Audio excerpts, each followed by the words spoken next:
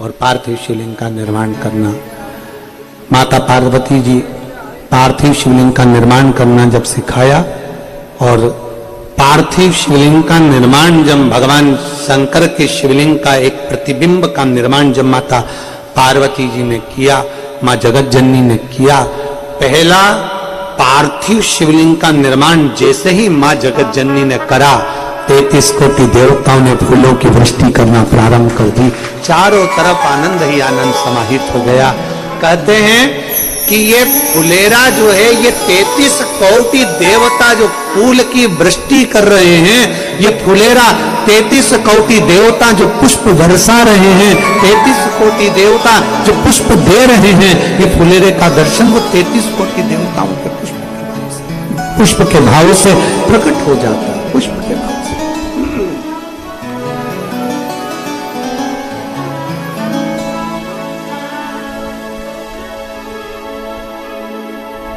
शिवलिंग का निर्माण किया और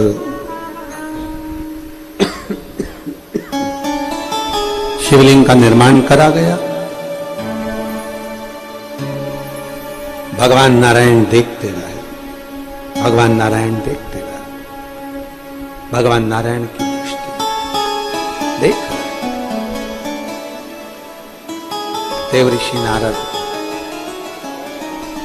देवऋषि नारद की जैसे ही माता पार्वती जी ने भगवान शंकर के पार्थिव लिंग का निर्माण किया और देवऋषि नारद ने कीर्तन करना प्रारंभ किया। कीर्तन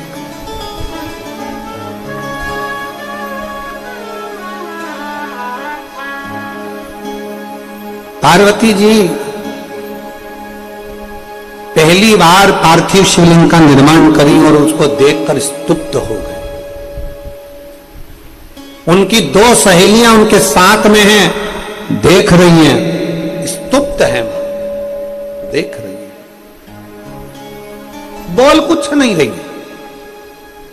देवऋषि नारद रात्रि में खूब कीर्तन कर रहे हैं, सारी अप्सराएं आ गई, गंधर्व आ गए, सारे देवता। भगवान नारायण ने लक्ष्मी को बुला लिया, ब्रह्मा जी ब्रह्माणी को बुला लिया, इंद्र इंद्राणी को बुला लिया, 64 सारी देवियां, 64 योगिनियां, सारी विद्याएं। प्रथम शिवलिंग का पार्थिव लिंग का निर्माण हुआ, तब सारी विद्याएं सम्मुख में आकर कीर्तन कर। इसलिए हरतालिका तीज के दिन मेरी माताएं जब हरतालिका का पूजन प्रदोष काल में पहली पूजन जब कर लेती हैं, करने के बाद जब वो पूजन करने के बाद अपने अपने एक बार के क्रम में कहीं घर जाना है, कहीं कुछ पाना है, कुछ लेना करना है, जो भी उनका क्रम होगा, जैसे वो नियम से करती होंगी, जिस भाव से वो व्रत करती होंगी, जिसके शरीर से जैसा बनता होगा वैसा व्रत वो धारण करती होंगी। कि पहली पूजन करने के बाद कई माताएं कुछ ग्रहण कर लेती हैं, पहली पूजन करने के बाद कुछ माताएं कुछ ले लेती हैं, तो कुछ न कुछ उनके मन में भाव उत्पन्न जैसा होगा, तो पूजन करने के बाद वो भावों से ग्रहण कर फिर पुनः जहां फुलेरा बनता है, जहां पहली पूजन होती है, वो थाली लेकर नहीं जाती, वो थाली में ही रखती हैं। जब पूजन करती हैं हरतालिका वाली, तो वहीं फिर वापिस आ जाती हैं और वापिस आकर भगवान की भक्ति में ऐसी डूबती हैं, रात भर भगवान का कीर्तन करती रहती है, जैसे देवऋषि नारद कर रहे हैं। रात भर कीर्तन होता है, रात भर भजन होता है और खूब भाव से लोग भजन का स्मरण करते हैं। भगवान शिव की कथा कर, पार्वती जी की सखियां देख रही हैं और पार्वती जी स्तुब्ध होकर भगवान शंकर की ओर निहार रही, भगवान शिव की ओर देख रहे। देवता पुष्पों की वृष्टि कर रहे हैं, गंधर्व गान कर रहे हैं, अप्सराएं नृत्य कर रहे हैं। प्रतिदिन पार्वती जी को यह नहीं मालूम था कि आज हस्त नक्षत्र है, भादों का महीना है, या तिथि है, उनको नहीं मालूम था।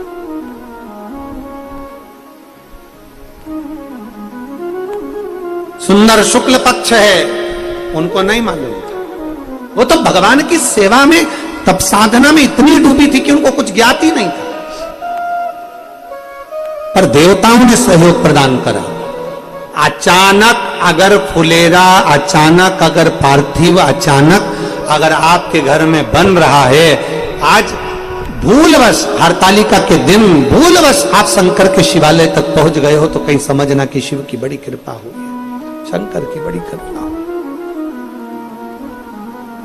मेरे भोलेनाथ ने बड़ी दया कर दी, मेरे शंकर भगवान ने बड़ी करुणा कर दी, मेरे शंकर ने बड़ी कृपा करी है, बड़ी दया करी है, मेरे शिव ने बड़ी कृपा करी। और पूजन हुई, क्या चढ़ाए मां पार्वती, सखियां गई, बेलपत्र नहीं पत्तियां तोड़ कर लिया, पार्वती जी के हाथ में दे दिया, समर्पित कर दिया। 7 वृक्ष की पत्तियां माता पार्वती की सखियां लेकर आई, माता पार्वती जी को दिया, समर्पित कर दिया।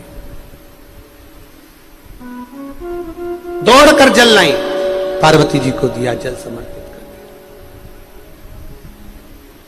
और बड़े भाव से श्रवण कर रही हैं, आनंद के साथ भगवान नारायण, भगवान विष्णु, भगवान नारायण बड़े भाव के साथ में पार्वती जी को भगवान शंकर के पार्थिव लिंग पूजन का महत्व समझा रहे हैं, पार्थिव लिंग पूजन का महत्व समझा रहे हैं। भगवान शिव, देखिए हरतालिका तीज की कथा कहती है कि शंकर पार्वती को यह कथा सुनाते हैं, और शिव महापुराण की कथा कर रही है भगवान नारायण माता पार्वती को यह वर्णन कर रहे हैं कि पार्थिव लिंग का महत्व क्या है।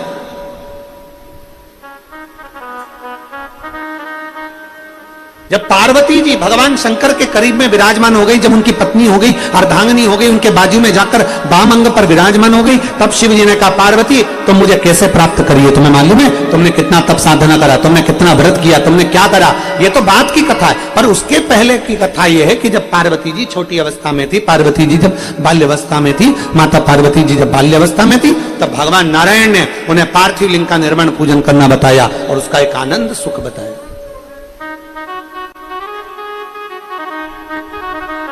आनंद ये आपके ऊपर निर्भर करता है कि आप किस नेत्र से परमात्मा को देख रहे हो। लैला मजनू का चरित्र पढ़ा है आप लोगों ने? लैला सुंदर थी कि मजनू सुंदर था? कभी अगर आपने चरित्र पढ़ोगे उसका तो उसमें आता है लैला मजनू में सबसे सुंदर मजनू था, लैला सुंदर नहीं थी, बिल्कुल सुंदर नहीं थी, एक अक्षर की भी वो सुंदर नहीं थी, रत्ती भर भी इतनी बेकार दिखती थी कि मजनू के घर के लोग उससे कहते थे क्यों उसके चक्कर में पड़ा है, और दूसरी बच्ची मिल जाएगी, अच्छी लड़की मिल जाएगी, उससे शादी कर देंगे तेरी। माने नहीं, नहीं मैं नहीं मानता, मैं तो उससे प्रेम करता हूं, मैं तो उससे स्नेह करता हूं, मैं उससे ही शादी करूं। पूरे नगर के लोगों ने कहा, पूरे गांव के लोगों ने, पूरे नगर के लोगों ने कहा कि लैला सुंदर नहीं है, मजनू छोड़ दे उसको, पर नहीं, मैं तो। इतने में एक व्यक्ति ने आकर पूछा तूने क्या लैला में देख लिया जो इतनी बदसूरत भी तेरे को सुंदर दिख रही है? तो मजनू कहता है कि मैं नहीं बता सकता, मेरी निगाह से कोई लैला को देखे कि लैला कितनी सुंदर है। उसी तरह शिव पुराण कहती है कि आपकी निगाह शंकर जी के प्रति कैसी है, आपका दिल कैसा है, आप शंकर को अपना पिता मानती हो, आप शंकर को अपना बाबा मानती हो, आप शिव को अपना पिता मानती हो, बाबुल मानती हो, और आप दिल से शंकर को रिझाती हो, आपके अंदर शंकर के प्रति कितना भाव है। और घर के और भी लोग होंगे जिनका शंकर के प्रति भाव नहीं होगा, वो कहेंगे तुम क्या जानती हो, तुम क्या कर रही हो, क्यों जल चढ़ा रही हो, क्यों बेलपत्र चढ़ा रही हो? तो उनसे कहना तू एक बार मेरी निगाह से शंकर को देख कर देख कि शंकर मेरा है क्या। अपनी निगाह से देख,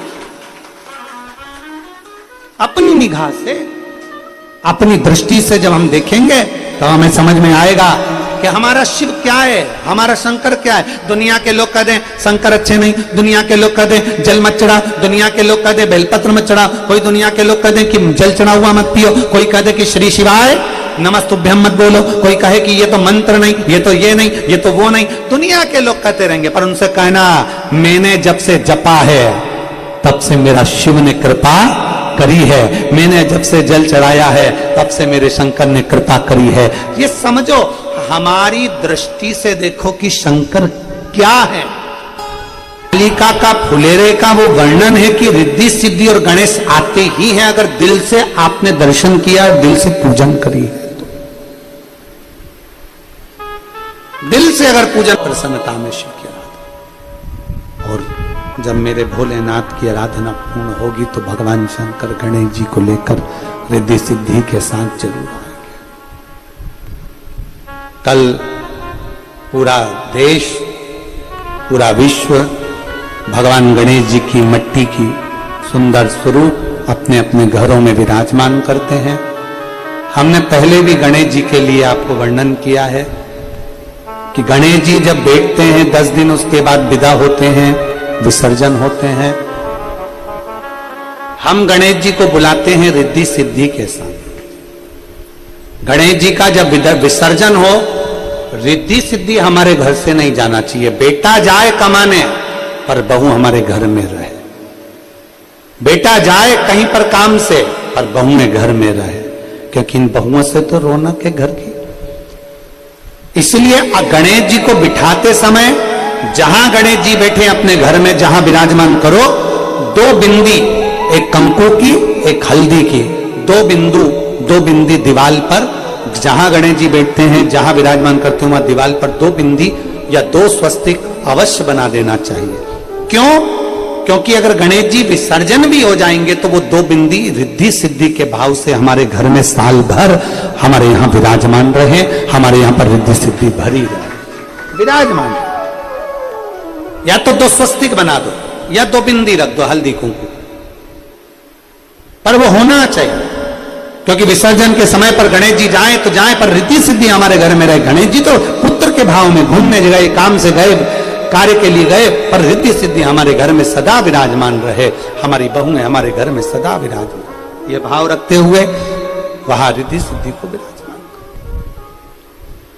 शिव तत्व कह रहा है, भगवान शंकर का चरित्र कहता है। बड़े आनंद के साथ मां अपने उपतन से श्री गणेश जी महाराज को विराजमान करती हैं। फिर रिद्धि सिद्धि के मंगल विवाहों का प्रसंग जैसा अपन श्रवण करते आए वैसा प्रसंग होता है। प्राप्ति शिव की, प्राप्ति शिव,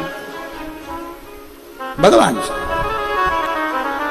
अपने नयन को हरतालिका तीज के दिन ऐसे नयन को बना लो कि मैं सब में अच्छाई देखूं, मैं शंकर की बुराई ना सुनूं, मैं शिव की निंदा ना सुनूं, मैं शंकर का गुणगान करूं पर शंकर के लिए अपशब्द ना कहूं, मैं मंदिर जाऊं लोटा भर के जल चढ़ाने के लिए पर शंकर के मंदिर में मैं कुछ गलत ना देखूं, केवल शिव को देखूं, केवल शिव। अर्जुन को जैसे केवल पक्षी की आंख नजर आती है, वैसे मेरा लक्ष्य मेरा शिव होना चाहिए, मेरा बाबा होना चाहिए, मेरा शंकर। और सारी समस्या का हल एक लोटा जल, बोल बम का नारा है, बाबा एक सहारा है। भगवान शिव को अपना बनाइए, भगवान शंकर को अपना बनाने का प्रयास करिए। मैं संपूर्ण विश्व की माताओं को हरतालिका तीज की बहुत बहुत बधाई देता हूं। आपके जीवन में सुख समृद्धि रहे, अपने जीवन में शिव तत्व प्राप्त हो, अखंड सौभाग्यता रहे। भगवान खूब खूब प्रसन्नता भाव में आपको हमेशा रखे, आपकी झोलियां, आपकी गोदियां भगवान खूब खुशियों से भरकर रखे। जो दिल में कामना है आपकी वो पूर्ण हो। फुलेरे का दर्शन करने जाना, जब आवाज लगाकर कहना श्री शिवाय नमस्तुभ्यम। जब भी मंदिर में जाओ या किसी भक्त के घर पर फुलेरे का दर्शन करने जाओ, वहां पर आवाज लगाकर बड़े प्रेम से जमकर बोलो श्री शिवाय नमस्तुभ्यम, श्री शिवाय नमस्तुभ्यम, श्री शिवाय नमस्तुभ्यम, श्री शिवाय नमस्तुभ्यम। कथा को विराम की ओर ले रहे हैं। आज कथा का 4था दिवस विराम होगा, कल कथा का 5वां दिवस है जो गुरुग्राम में कथा चल रही है ऑनलाइन। बड़े भाव से 1 बजे से 4 बजे तक आप उस कथा का लाभ लेंगे टीवी चैनल के माध्यम से। और कल की कथा में गणेश जी की राइट सुन, लेफ्ट सुन, गणेश जी के अष्टविनायक का स्वरूप और गणेश जी की अन्य लीलाओं का भी स्मरण अपन कल की कथा में करेंगे। सभी को साधुवाद देते हुए आज की कथा को विराम की ओर लेते हैं। हार हार महादेव।